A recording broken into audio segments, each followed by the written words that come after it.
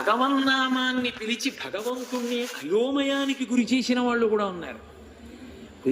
ఎవరిని పిలుస్తున్నాడు రా అర్థం కాలేదు. అలా పిలిచిన వాడు ఒకడున్నాడు లోకంలో, అలా శరణాగతి చేసిన వాడు ఒకడున్నాడు. ప్రాణం పోయే ముందు భగవన్నామం చెప్పిన కారణానికి ఫలితమేమో తెలుసా?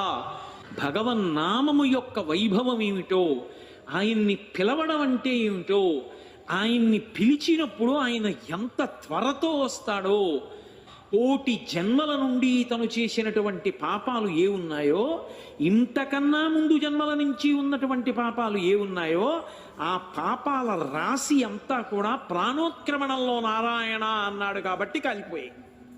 లేవు ఇతనికి పాపాలు. మీకు ఈ ధర్మ సూక్ష్మం తెలియదు. పెద్ద దూది పర్వతం ఉంది, ఒక నిప్పు రవ్వ చాలదా కాలిపోవడానికి? ఒక్కసారి నారాయణ అన్న నామం చాలదా పాపాలు కాలిపోవడానికి? నామము చాలా తక్కువ అని భావన చెయ్యవద్దు. నామ సంకీర్తనము ఎంత గొప్పదో తెలుసా? భగవన్ నామము చెప్పడానికి పెట్టి పుట్టి ఉండాలి. అది లేనినాడు ఆ నామం చెప్పేటటువంటి అదృష్టం పట్టదు. కూలిన చోట, కొట్టబడి కుండిన చోట, మహాజ్వరాదులం ప్రిలిన చోట, సర్పముఖ పీడలు పొందిన చోట, ఆర్తులై తూలిన చోట, విష్ణు భవదూరుని పేర్కొని రేమియ కాలుని యతనా వితతి పూనరు కానరు దుఃఖభావముల్. భగవన్నామం ఎప్పుడు చెప్పచ్చు అంటే నియమం లేదు, ఎప్పుడైనా చెప్పచ్చు. గజేంద్రుడు ఎప్పుడు చెప్పాడు? ప్రాణం పోయాడు ఎప్పుడు చెప్పాడు? ద్రౌపదీదేవి ఎప్పుడు చెప్పింది? ఏకవస్త్ర అయ్యి ఉండగా చెప్పింది సభలో. ఒక మంత్రం చెయ్యాలంటే నియమాలు ఉంటాయి. కదలకూడదు, అంగన్యాస కరన్యాసాలు చెయ్యాలి, దాని మీదే దృష్టి పెట్టాలి, వెన్నుపాము నిటారుగా ఉంచాలి, జపం చెయ్యాలి. భగవన్నామం చెప్పడానికి నువ్వు ఎక్కడున్నావన్న దానితో సంబంధం లేదు. ఆఖరికి మంచం మీదున్నా కూడా గోవిందనామం చెప్పచ్చు. దుస్వప్నే స్మర గోవిందం సంకటే మధుసూదనం కాననేనా రసింహశ్చ పావకే జలసాయినం జలమధ్యే వరాహంచ పర్వతే రఘునందనం. ఎక్కడున్నా భగవన్నామం చెప్తూనే ఉండొచ్చు. భగవన్నామం ఇప్పుడిప్పుడు చెప్పవలసి ఉంటుంది, ప్రయత్నపూర్వకంగా అలవాటు కావాలి. ఎలా అంటే కూలిన చోట అలా వెళ్ళిపోతున్నాడు, ఏదో పరద అడ్డొచ్చింది, తూలేడు, పడిపోతున్నాడు. గబుక్కను నోటి వెంట నారాయణ అనో శివ అనో అనడం అలవాటు కావాలి. తూలిపోయాడు, భగవన్నామం నోటి వెంట రాలేదు, చిన్నబుచ్చుకోవాలి, అలవాటు కావట్లేదు. తూలిపోతేనే అవలేని వాణ్ణి రేపు ప్రాణోత్క్రమణంలో ఏమంటాను? కాబట్టి తూలిన చోట, కొట్టబడి కుందిన చోట. వేదిక మీద ఉపన్యాసం చెప్పి పైకి లేచాడు. పైన ఒక పెద్ద దూలం ఉంది, తల మధ్యలో ధమ్మని తగింది. కళ్ళ ముందేదో మెరుపు మెరిసినట్టయి ఒక్క లిప్త కాలం అన్నీ మరిచిపోయాడు, అసలు ఏం గుర్తురాలా. తర్వాత గుర్తొచ్చింది. అప్పుడు వెంటనే భగవన్నామం చెప్పగలవా? కూలిన చోట, కొట్టబడి కుందిన చోట, మహాజ్వరాదులం ప్రేలిన చోట. 104, 105 జ్వరం వచ్చేసి ఒంటి మీద తెలివి లేనప్పుడు భగవన్నామాన్ని పలవరించగలవా? మహాజ్వరాదులం ప్రేలిన చోట, సర్పముఖ పీడలు పొందిన చోట. అలా వెళ్ళిపోతున్నావు. అకస్మాత్తుగా త్రాచుపాము వచ్చి ఇలా పడగ విప్పింది. కేశవ, మాధవ, గోవింద, నారాయణ, మధుసూదన అనగలవా? లేకపోతే బాబోయ్ బాబోయ్ బాబోయ్ అంటావా? అలా సర్పముఖ పీడలు పొందిన చోట, ఆర్తులై తూలిన చోట, ఏదో ఒక కోరిక కోసం ఆర్తితో తూలిపోతున్నాడు. అప్పుడు భగవన్నామం గుర్తొస్తుందా? ఆర్తులై తూలిన చోట విష్ణు భవదూరుని పేర్కొని రేని. అప్పుడు కాని విష్ణునామం చెప్పగలిగితే ఆ కాలుని యాతనా వితతి కానరు పూనరు దుఃఖభావముల్. యమధర్మరాజు గారి యొక్క దర్శనమే ఉండదు. అందుకే శంకరాచార్యులు వారు భజగోవిందం చేస్తూ ఒక మాట అంటారు. ఆ భగవద్గీత కించిదీత గంగాజలలవ కణికాపీత సకృతపియేన మురారి సమర్చ క్రియతే తస్య యమేన నచర్చ. యమధర్మరాజు గారు రావడం, మనని రమ్మండం, బాబోయ్ నేను రానండం, ఆయన పీకుతూ ఉండడం, మనం లాగుతూ ఉండడం ఏమి ఉండవు. హాయిగా భగవంతుని యొక్క పార్షదులు వచ్చి తీసుకెడతారు. అందుకే ఎప్పుడూ భగవన్నామము చెప్పవలసిందే. భగవన్నామము చెప్పేటప్పుడు భగవన్నామముగా చెప్పాలని నియమం లేదు. బిడ్డ పేరు పెట్టి పిలిచిననైన, విశ్రామ కేళినైన, పద్య గద్య గేయ భావార్థములనైన కమలనయను తలుప కలుషహరము. విష్ణుదూతలు చెప్తున్న మాటలు. పిల్లలకి భగవంతుడి పేర్లు పెట్టుకున్నాడు. పెట్టుకున్నందుకు ఆ పేరు పెట్టి పిలుస్తాడు. ఒరే కార్తికేయ ఇలా రారా, అమ్మ శ్రీకరి ఇలా రావే అన్నాడు. అస్తమానం భగవన్నామం పిలుస్తున్నాడు. ఎవరిని? తాత అయిపోయాడు కదూ భ్రాంతి మనవల మీద. ఆ మనవల్ని తలుచుకుంటాడు రోజు పరిమాట్లు. కార్తికేయుడు ఏం చేస్తున్నాడో, శ్రీకరి ఏం చేస్తోందో అంటాడు. భ్రాంతితో మనవల్ని గుర్తు తెచ్చుకు తలుచుకున్నా భగవన్నామం చెప్తున్నాడు కాబట్టి పుణ్యం వస్తుంది. అది తుస్సు పుస్సు పెట్టుకుంటే పాపం వస్తుంది, వాడికి అభ్యున్నతి ఉండదు. కాబట్టి బిడ్డ పేరు పెట్టి పిలిచిననైనా విశ్రామ కేళినైనా ఆఖరికి ఆడుకుంటున్నాడు. ఆడుకునేటప్పుడు నువ్వు రాముడి పక్షం, నేను కృష్ణుడి పక్షం. కృష్ణ పరివారం పేర్లన్నీ ఇటు పెట్టుకున్నాడు, రామ పరివారం పేర్లన్నీ అటు పెట్టుకున్నాడు. లక్ష్మణుడు అవుట్, భరతుడు అవుట్, శత్రుఘ్నుడు అవుట్ అంటున్నాడు. అలా అన్నందుకు హనుమ ఒక్కరిని మాత్రం పట్టుకోలేకపోతున్నాం. ఆ హనుమ ఒక్కరి వల్ల మళ్ళీ తరుంకూత వచ్చేస్తున్నారు, మళ్ళీ అందరూ వచ్చేస్తున్నారు అంటున్నాడు. అలా అస్తమానం ఆ నామాలు అంటున్నాడు కాబట్టి పుణ్యం. విశ్రామ కేళినైన పద్య గద్య గీత భావార్థములనైన, అది పద్యం కావచ్చు, గద్య కావచ్చు, గేయం కావచ్చు, భావం కావచ్చు, అర్థం కావచ్చు, భగవన్నామం ఉంటే చాలు. అందుకు కదూ పోతన గారు అంటారు, హరినామస్తుతి చేయు కావ్యము సువర్ణాంభోజి హంసావళీ సురుచిభ్రాజితమై మానస సరస్ఫూర్తిన్ వెలుంగొందు శ్రీ హరినామస్తుతి లేని కావ్యము విచిత్రార్థాన్వితంబయ్యు శ్రీకరమయ్యుండదయోగ్య దుర్మదనత్కాకోల కర్తాకృతిన్ అంటారు. ఆ భగవన్నామములతో కూడినటువంటి గ్రంథములకుండే విశేషం అది. కాబట్టి విశ్రామ కేళినైన పద్య గద్య గేయ భావార్థములనైన కమలనయను తలుప కలుషహరము. ఆయన్ని తలుచుకుంటే చాలు పాపములు పోతాయి.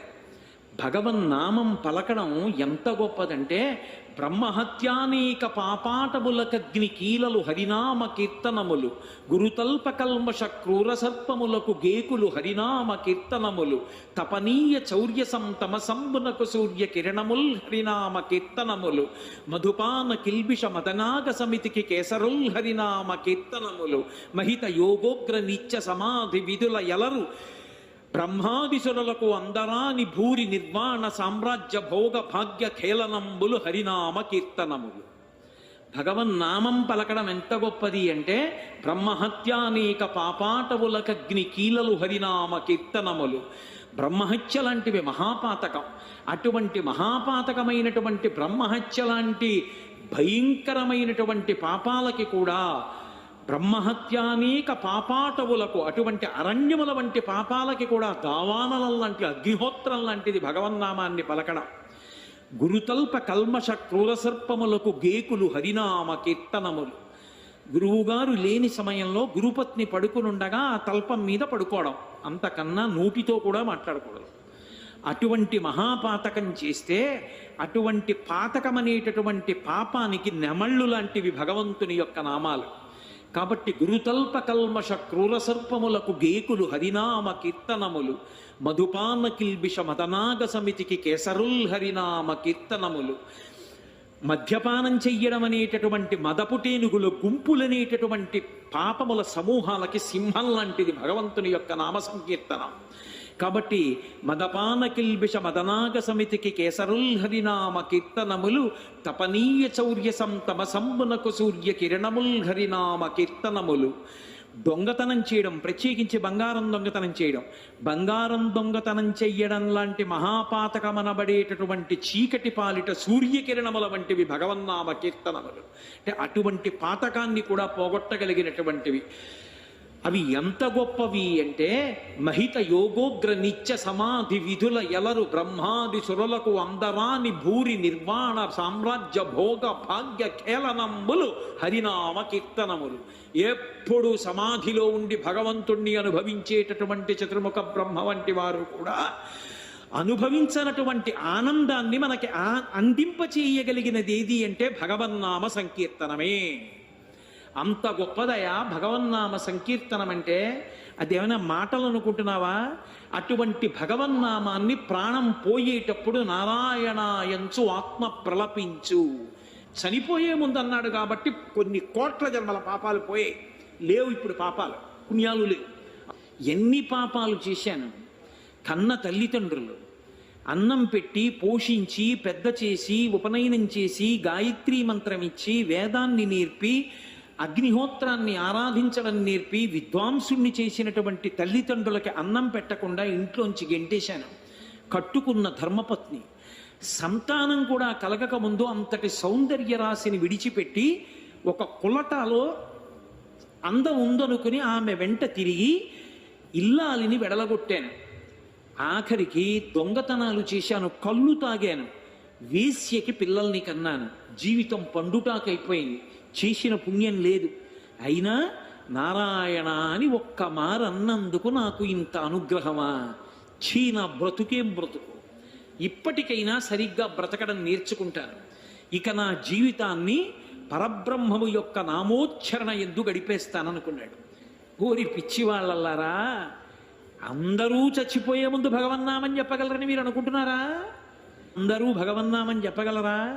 దంతంబుల్ పడనప్పుడే, తనువుయందారూఢియున్నప్పుడే, కాంతాసంఘము రోయనప్పుడే, జరాక్రాంతంబు కానప్పుడే, వింతల్ మేన చెరించునప్పుడే, కురుల్ వెల్వెల్ల కానప్పుడే, చింతింపన్వలమీ పదంబుజములన్ శ్రీకాళహస్తీశ్వర అంటాడు దుర్జటి. ఒంట్లో ఓపిక ఉన్నప్పటి నుంచి చెయ్యనటువంటి సాధన ఎప్పుడో పండుటాకులైపోయిన తరువాత సాధన చేసి భగవన్నామం మనసులో నిలబడాలంటే ఎందుకు నిలబడుతుంది? అది నిలబడదు. సాధన మొట్టమొదటి నుంచి చేసుకుంటూ చేసుకుంటూ చేసుకుంటూ విడితే ఆ భగవన్నామము నిలబడుతుంది. అందుకే మీకు ఇవాళ చెప్తున్నాను రా, మొట్టమొదట ఎవరిని తీసుకురావాలో చెప్తాను, బాగా జ్ఞాపకం పెట్టుకోండి అన్నాడు. ఎవరిని తీసుకురావాలి అంటే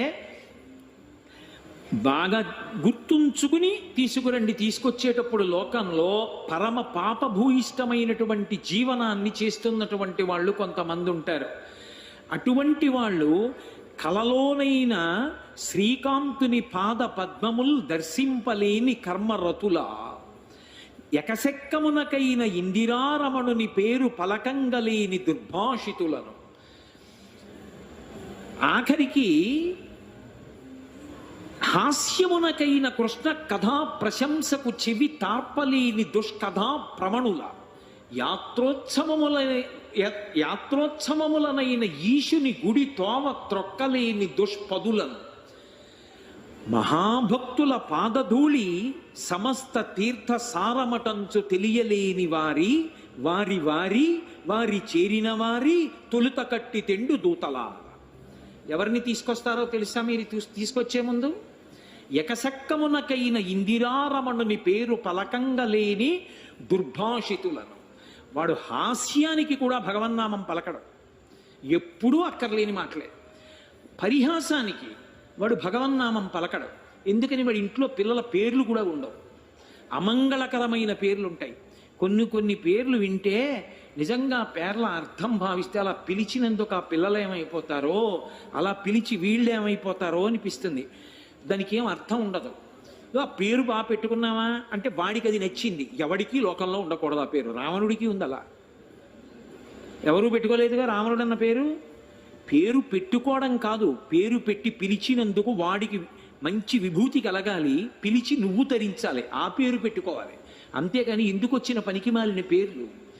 భగవంతుడి పేరు కనీసం హాస్యానికైనా పలకనటువంటి వాడు ఉంటాడు, దుర్భాషితుడు అన్నాడు యమధర్మరాజు గారు. వాణ్ణి ముందు పట్టుకురండి. రెండోవాడు కలలోనైన ఇందిరారమణుని పాద సత్కమలముల్ చూడని కర్మరతుల. వాడికి ఎప్పుడు పనిలే, వాడికి ఎప్పుడు ఖాళీ ఉండదు. ఎప్పుడు బతికున్నంత కాలం కబంధుడు అని రామాయణంలో రాక్షసుడు ఉంటాడు, వాడికి కళ్ళు ఉండవు. వాడికి ఒక పెద్ద కడుపు పెట్టాడు ఇంద్రుడు, తలని తీసుకెళ్ళి నొక్కేశాడు లోపలికి. అందుకని వాడికి ఏం లేదు, నేను తినాలి కదా అన్నాడు. తినడానికి ఒక కడుపు పెట్టాను కదా అన్నాడు. మరి తినడానికి ఆహారం కావాలి కదా అన్నాడు. పెద్ద 2 చేతులు ఇస్తా, తడువు, ఏది దొరికితే తెచ్చుకు తింటుండు, కూర్చో. వాడు చేతులు పెట్టి తడువుకుంటూ ఉంటాడు, తింటూ ఉంటాడు. కబంధుళ్ళ వెళ్ళను, సంపాదించను, తేను, బ్యాంకులో వేయను, తిన్నో, పడుకోను, మళ్ళీ తిరగను, తీసుకొస్తూ ఉంటాను. వాడికి భగవత్ కార్యానికి ఖాళీ ఉండదు. ఎందుకు? ఆ మనుష్య జన్మ. సంపాదించద్దని లోకం అనలేదు, సంపాదించవలసిందే. కానీ ఇంక అదే కార్యక్రమమా? నీ జీవితం ఏమైపోతుంది? జీవుడు ఏమైపోతాడు? రేపు పొద్దున వెళ్ళిపోయాక ఇది పనిచేసుకుంటారు. కడుపున ఎంతమంది పుట్టారో అంతమంది పెట్టి భాగించేస్తారు. నువ్వు జీవుడు ఏమైపోతాడు? వాడు ఉన్నాడుగా, వాడి సంగతి కూడా చూసుకోవాలిగా. కాబట్టి కలలోనైన ఇందిరారమణుని పాద సత్కమలమల్ చూడని కర్మరతుల. చివరికి ఏదో హాస్యానికి కృష్ణుడు జారలీల చేశాడు, చోరలీల చేశాడు అని చెప్పి ఉత్తినే ఎకసెక్కం కోసమని కృష్ణ కథ విన్నాడు ఎవరో. అలా విన్నా పర్వాలేదు, కనీసం అందుకు కూడా వినవాడు. అది వినేది ఏమిటండి అంటాడు. అలాంటి వాడిని ముందు తీసుకురండి. అలాగే యాత్రోత్సవములనైన యాత్ర కడతాడు, ఉత్సవానికి కడతాడు, ఏం చేస్తాడు? అక్కడికి వెళ్ళి ఇక్కడ కూడా మంచి ఆహారం ఎక్కడ దొరుకుతుంది? అబ్బే ఇక్కడండి ఇలా కాదు, అలా చేసి ఉంటే బాగుండేది.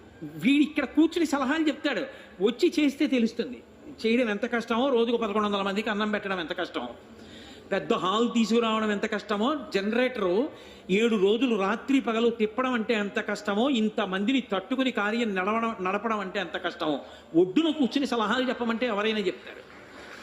అది కాదు, యాత్రకి ఉత్సవానికి వెళ్ళినప్పుడు కనీసం ఏమండి ఇక్కడ గుడి ఎక్కడుందండి అని పక్కనున్న హనుమాన్ గాడికి కూడా 4 అడుగులు వేయకుండా ఇంకా ఉండిపోయాడు 3 రోజుల తర్వాత అంటే మిగిలిన మాటనే పూర్తి చేయడు.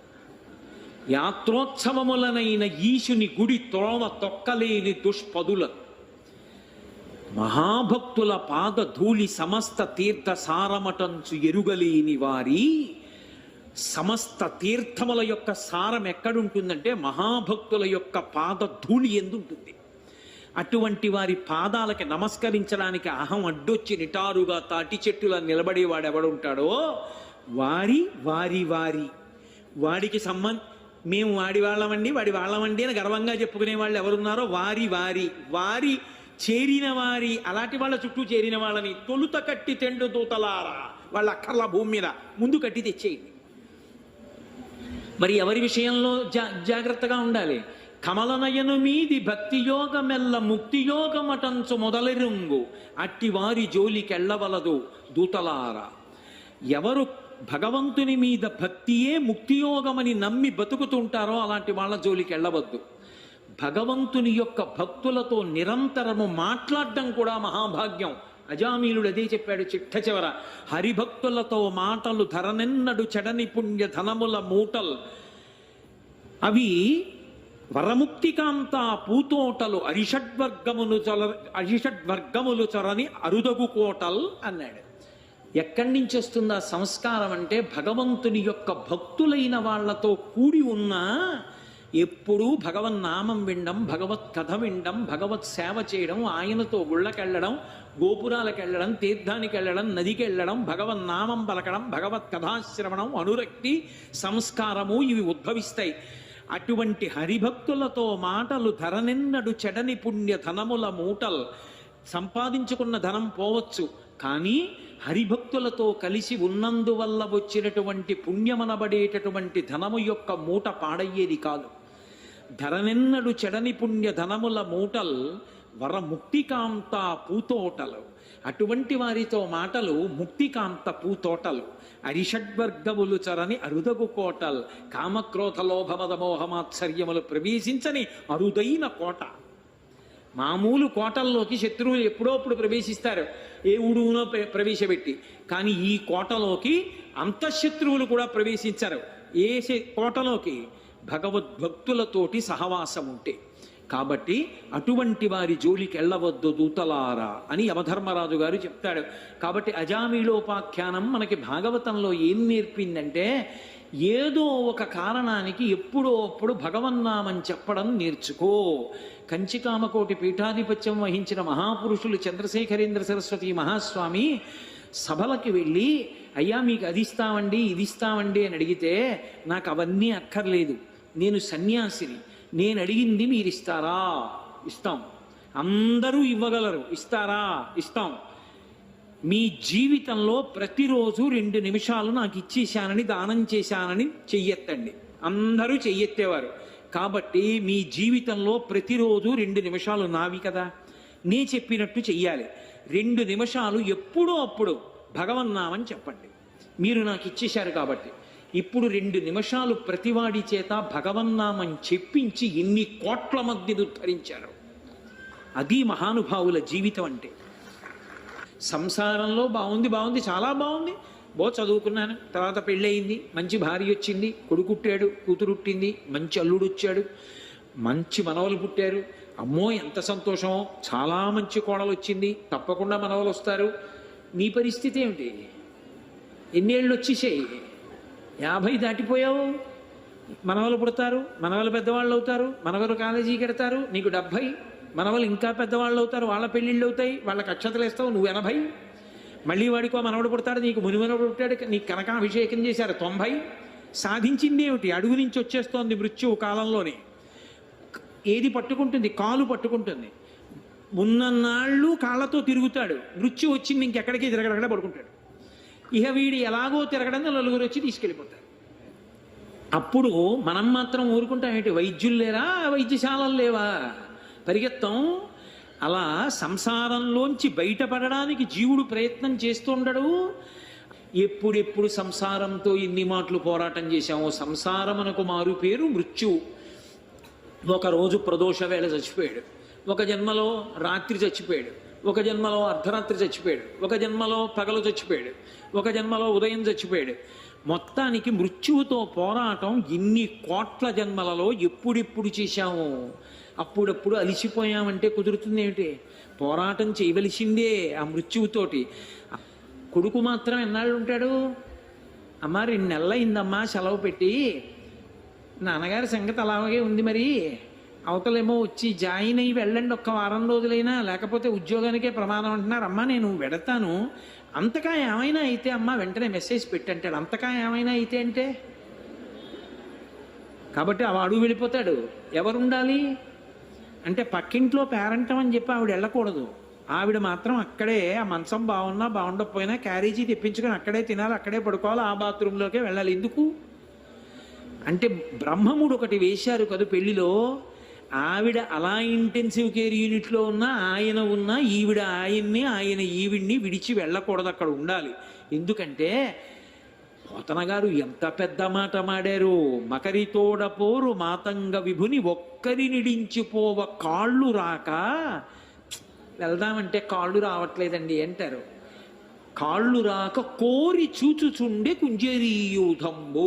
అస్తమానం అద్దం దగ్గరికి వచ్చి లోపలకోసారి చూస్తుంటారు. ఒంటి నిండా గొట్టాలు, ఈయన అలా తలగడా మీద పడుకుని ఉంటాడు. కోరి చూచుచుండే కుంజరీయూధంబు మగలు తగులు కారె మగువలకును.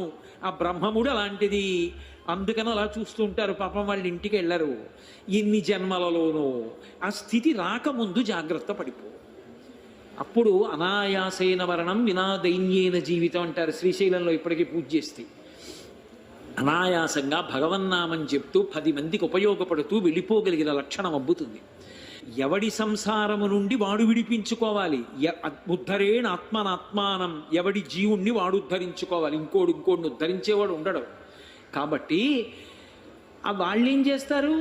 ఒడ్డు నించుని చూస్తున్నారు. బాధపడుతున్నవాడెవరు? ఈయన. ఇప్పుడు అంటాడు, నానానేక పయూధముల్ పెద్ద పెద్ద కాలంబు 10,00,000,000 కరణీనాథుండనయ్యుండి మద్దానంభ పరిపుష్ట చందనలతంతఛాయలం దుండలేక నీరాచ ఇటేల వచ్చితి భయం బెట్లో కదే ఈశ్వరా అన్నాడు. నానానేక పయూధముల్ పెద్ద కాలంబు వనంబులో సమ్మానింపం 10,00,000,000 కరణీనాథుండనయ్యుండి మద్దానంభ పరిపుష్ట చందనలతంతఛాయలం దుండలేక అన్నాడు. నేను 10 లక్షల కోట్ల భార్యలకి భర్తని అన్నాడు. 10,00,000,000 కరణీనాథుండనయ్యుండి నానానేక పయూధముల్ వనములోనం పెద్ద కాలంబు సమ్మానింపన్. బోలెడన్ని ఏనుగులు అరణ్యంలో నన్ను సత్కరిస్తుండేవి, నా పట్ల మర్యాదతో ప్రవర్తిస్తుండేవి. నేను మద్దానంభ పరిపుష్ట చందనలతంతఛాయలందుండలేక ఇదం నమమాన్. నేను విడిచిపెట్టినటువంటి దాన ధారల చేత చందనపు వృక్షాల తోటలు పెరిగాయి. వాటి నీడలో పడుకోక ఎందుకు వచ్చాను ఇక్కడికి? ఎందుకు పడుతున్నాను ఈ బాధ? నిందలైందే బొందిపోదంటారు కదూ. 1,000,000 మంది వైద్యులు కూడి వచ్చిన కాని మరణమయ్యడి వ్యాధి మాన్పలేరు. ఏదో కారణం చెప్పి ఏడుస్తాడు. ఎందుకు వచ్చిందండి? అనవసరంగా చూసుకోకుండా తొందరపడి వెళ్ళిపోయాను. స్నానాల గదిలోకి కాలు జారి పడిపోయింది. అబ్బబ్బబ్బా ఎంత బాధపడిపోతున్నానో అంటాడు. ఇప్పుడు ఆపరేషన్ చేయడానికి పనికిరాదండి, ఇంకా ఆయనకి ఎనస్థీషియా ఉపయోగం లేదు, పాపం కాలు ఎత్తి కట్టేస్తాం, అలా ఉండాలంటారు. ఎంత బాధపడుతుంటాడో తలుచుకు. ఒక పక్క ఊపిరి అందట్లా, ఒక పక్క ప్రాణాలు పోతున్నాయి, ఒక పక్క ఇంద్రియాలు పనిచేయట్లా, ఏదో భయం. కాబట్టి ప్రాణంబులా ఠావుల్ తప్పెను మూర్ఛ వచ్చే తనువుండస్సెన్ శ్రమంబయ్యడిన్ నీవే తప్ప ఇతప్పరం బెరుగా. ఇప్పుడు శరణాగతి చేస్తాం. ఈశ్వరా, నువ్వు తప్ప నన్ను రక్షించేవాళ్ళు లేరు. నీవే తప్ప ఇతప్పరం బెరుగ మన్నింపందగున్ దీనుని. నన్ను మన్నించు దీనుణ్ణి. రావే ఈశ్వర, కావవే వరద, సంరక్షింపు భద్రాత్మక. శరణాగతి యొక్క గొప్పతనం ఏమిటో పోతన గారు చూపిస్తున్నారు. సంస్కృత భాగవతం, ఆంధ్ర భాగవతం విడిపోతాయి ఇక్కడ. శరణాగతిలో భక్తుడు తన బలహీనత పరమేశ్వరుడికి చెప్తాడు. శరణాగతి త్రికరణ శుద్ధిగా చేస్తే భగవంతుడి తక్షణం వచ్చేస్తాడంతే. సరికదా, భక్తుడు పెట్టిన నియమాన్ని భగవంతుడు పాటిస్తాడు. శరణాగతి అంత గొప్పది. నోటితో చెప్పడం కాదు, నిలబడగలిగినటువంటి ప్రజ్ఞ ఏర్పడితే, నిజంగా అలా శరణాగతి చెయ్యగలిగితే. అందుకే కలుగడే నా పాలి కలిమి సందేహింప కలిమిలే ములులేక కలుగువాడు నా కడ్డబడరాడెనలిన సాధువులచే బడిడి సాధువుల కడ్డుపడిడివాడు లీలతో నామరాలింపడే మొరగుల మొరలిరుంగుచు తన్ను మొరగువాడు ఆది మధ్యాంతములు లేక ఎరలువాడు భక్త జనముల దీనుల పలివాడు వినడే చూడడే తలపడే వెగరాడే అన్నాడు. కలుగడే నా పాలి కలివి సందేహింప కలిమిలే ములులేక కలుగువాడు. పరమేశ్వరుడు ఇత్తక పూర్వం నువ్వేం చేశావని నేను రావాలి అని అడగడు. ఆయన ఇతపూర్వం నువ్వు ఎలా ఉన్నావన్నది అనవసరం. ఇప్పుడు ఆయన పట్ల పరమభక్తితో నిలబడితే వచ్చేస్తాడు. డబ్బున్నవాడా డబ్బు లేనివాడా ఆయనకి అనవసరం. స్త్రీ పురుష పండిత పామర కులమత వర్ణ వర్గ విచక్షణలు కలిగినటువంటి వాడు భగవానుడు కాడు. కాబట్టి ఆయన కలుగడే నా పాలి కలిమి సందేహింప కలిమిలే ములులేక కలుగువాడు నా కడ్డబడరాడెనలిన సాధువుల చేబడి సాధువుల కడ్డుబడివాడు. సాధు పురుషులైనటువంటి వారికి కష్టం వచ్చినప్పుడు అడ్డుపడి ఆదుకునేటటువంటి కరుణార్ద్ర హృదయుడైనటువంటి ఆ భగవానుడు వచ్చి నన్ను రక్షించాలి. లీలతో నామరాలింపడే మరగుల మొరలిరుంగుచు తన్ను మొరగువాడు. ఇక్కడ పోతన గారి భాగవతం విడిపోయింది. ఇది ఆయన దర్శనం, రామానుగ్రహం ఆయనకి.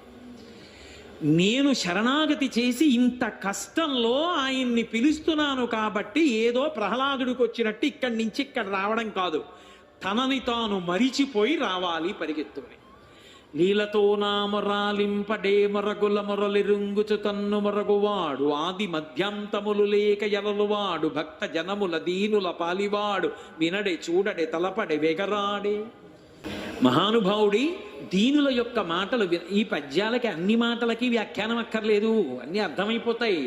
కాబట్టి అటువంటి భగవానుడు రావాలి. ఇక్కడ వరకు ఆంధ్రీకరించి ఓ కమలాప్త, ఓ వరద, ఓ ప్రతిపక్ష విపక్ష దూర, కుయ్యో కవియోగి వంద్య సుగుణోత్తమ, ఓ శరణాగతామరానోక, ఓ మునీశ్వర మనోహర, ఓ విమల ప్రభావ, రావే కరుణింపవే శరణార్థిని నన్ను కావవే అన్నాడు. ఓ కమలాప్త, కమలములకు ఆప్తుడైనటువంటి వాడా, వరద, వరములనిచ్చేటటువంటి వాడా, సుగుణములు కలిగిన వాడా, కవుల చేత వర్ణింపబడినటువంటి వాడా, అటువంటి ఓ భగవానుడా, నువ్వు బయలుదేరి వచ్చి నన్ను రక్షించాలి, నేను శరణాగతి చేస్తున్నాను అన్నాడు. ఇక కొస ప్రాణానికి వచ్చేసింది. ఇక ప్రాణం పోయేటటువంటి స్థితికి వచ్చింది. ఇప్పుడు రావాలి. ఎలా రావాలి? లీలతో నామరాలింపడే మొరగుల మొరలిరుంగుచు తన్ను మొరగువాడు. తనను తాను మరిచిపోయి రావాలి. తనను తాను మరిచిపోయి ఎలా రావాలి? పోతన గారి ఘంటం కదల్లా. ఎక్కడి నుంచి రావాలి? కలం నడవక ఘంటం అక్కడ పెట్టేసి భాగవతం మూసేసి కూతుర్ని పిలిచారు. అమ్మా, నదికి వెళ్ళి స్నానం చేసి సంధ్యావందనం చేసుకొని వస్తానమ్మా అని బయలుదేరి వెళ్ళిపోయారు. ఇలా 4 అడుగులు బయటికి వెళ్ళారు, మళ్ళీ వచ్చారు. పోతన గారు నివాసం ఉన్న ప్రదేశం చూడాలి. ఆ ఇల్లు లేదు కానీ ఆ ప్రాంగణం తొక్కాలి ఒక్కసారి. ఆ మహానుభావుడు ఇలా బయటికి వెళ్ళారు, మళ్ళీ వచ్చారు. పోతన గారు, నాన్న సంధ్యావందనానికి ఎడతానన్నావు, అప్పుడే వచ్చామే అంది కూతురు. అమ్మ, ఆలోచన వచ్చిందమ్మా అని పద్యరచన పూర్తి చేసి మళ్ళీ ఘంటం పెట్టి వెళ్ళిపోయారు.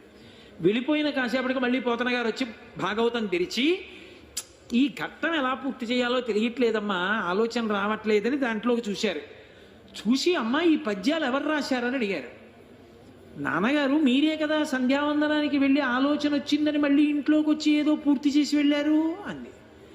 పోతన గారి కన్నుల వెంట ఆనంద భాష్పాలు పడిపోయి, నా ఘంటం ఎక్కడ కదలలేదో అక్కడ రామచంద్ర ప్రభువే వచ్చి పూర్తి చేశాడు.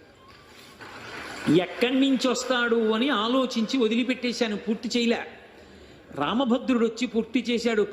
పలికిడిది భాగవతమట పలికించు విభుండు రామభద్రుండట, నే పలికిన భవహరమగునట పలికిద వేరుండుగాధ పలుకగనేలా. ఎక్కడి నుంచి రావాలి? అల వైకుంఠపురంబులో నగరిలో ఆమూల సౌధంబుదాపల మందారవనంతరమృత సర ప్రాతేందు కాంతోపలోత్పల పర్యంకరమా వినోదియగువాపన్న ప్రపన్నుండు విహ్వల నాగేంద్రము పాహీ పాహీయన కుయ్యాళించి సంరంభియై. ఎక్కడో అల వైకుంఠపురంబులో, వైకుంఠంలో, నగరిలో, అంతఃపురం ఉండేటటువంటి ప్రాంగణంలో, అమృత సరోవరం దగ్గర చంద్రకాంత శిలలతో చేయబడినటువంటి తల్పం మీద లక్ష్మీదేవి యొక్క కొంగు పట్టుకుని ఆడుకుంటున్నటువంటి శ్రీ మహావిష్ణువు. అందుకే రామకృష్ణ పరమహంసని శిష్యులు అడిగారు, అయ్యా మనం పెట్టేటటువంటి మొరలు భగవంతుడికి వినపడతాయా అని అడిగాడు శిష్యుడు. రామకృష్ణ పరమహంస అన్నారు, నీ ఇంట్లో కాస్త పంచదార తీసి 4 మూలలా చల్లు, వచ్చి తింటున్నటువంటి చీమలలోకి అతి తక్కువ పరిమాణంలో ఉన్నటువంటి చీమను ఒక దాన్ని పట్టుకో, జాగ్రత్తగా కాగితంలో పెట్టి పట్టుకుని స్వర్ణకారుడి దగ్గరికి తీసుకెళ్ళు, దాని కాళ్ళ ఆదికి గజ్జల పట్టాలు చేయించు, తొందరగా చేసి ఇచ్చేయమను కాళ్ళు పెరగకుండా. ఆ పట్టాలు తెచ్చి గజ్జల పట్టాలు చీమ యొక్క కాళ్ళకి పెట్టి విడిచిపెట్టు. చీమ గజ్జల పట్టాలు పెట్టుకున్న కాళ్ళతో నడుస్తున్నప్పుడు వచ్చినటువంటి శబ్దాన్ని కూడా పరమేశ్వరుడు వినగలడు. నీ మొరలు ఎందుకు వినబడవు?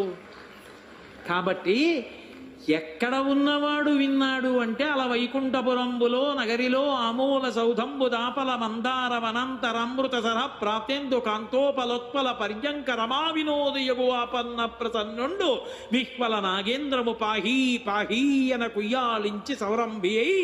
తనని తాను మరిచిపోయి రావాలన్నాడు కదూ.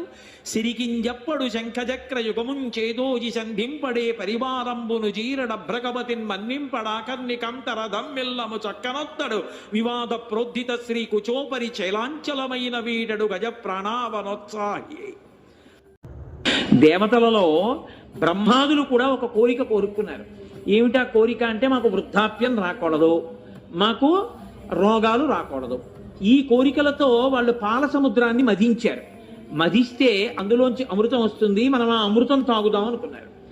అని మదిస్తే ఏవో చాలా ఇబ్బందులు వచ్చాయనుకోండి, వాళ్ళకి వచ్చిన వాటిలో ఏది వచ్చినా ఎవరో ఒకళ్ళు పుచ్చుకున్నారు. ఎవరో ఒకళ్ళు అమృతం వచ్చిన తర్వాత అందరూ పుచ్చుకున్నారు. వాళ్ళు మాకు కాదు, లోకంలో ఎవ్వరూ పుచ్చుకోము అని వదిలేసింది మాత్రం ఒక్కటే ఉంది, హాలాహలం. మిగిలినవి అందరూ తలకోటి పుచ్చుకున్నారు. ఏదో దేవతలు కొని పుచ్చుకున్నారు, రాక్షసులు కొని పుచ్చుకున్నారు. ఉచ్చైశ్వరం వస్తే ఆ గుర్రం వచ్చినప్పుడు బలిచక్రవర్తి పుచ్చుకున్నాడు. కానీ హాలాహలం వచ్చినప్పుడు మాత్రం ఓ పిసర్ రుచి చూద్దామని ఎవరు లేదు, అందరూ వదిలేశారు. వదిలేసి పరిగెత్తారు. పైగా ఎక్కడికి పరిగెత్తారు అంటే, సరి కైలాసముజొచ్చి శంకర నివాస ద్వారముంజేరి ఈశుని గవ్వారి కులడ్డు పడ్డ తల మంచుంజొచ్చి కుయ్యో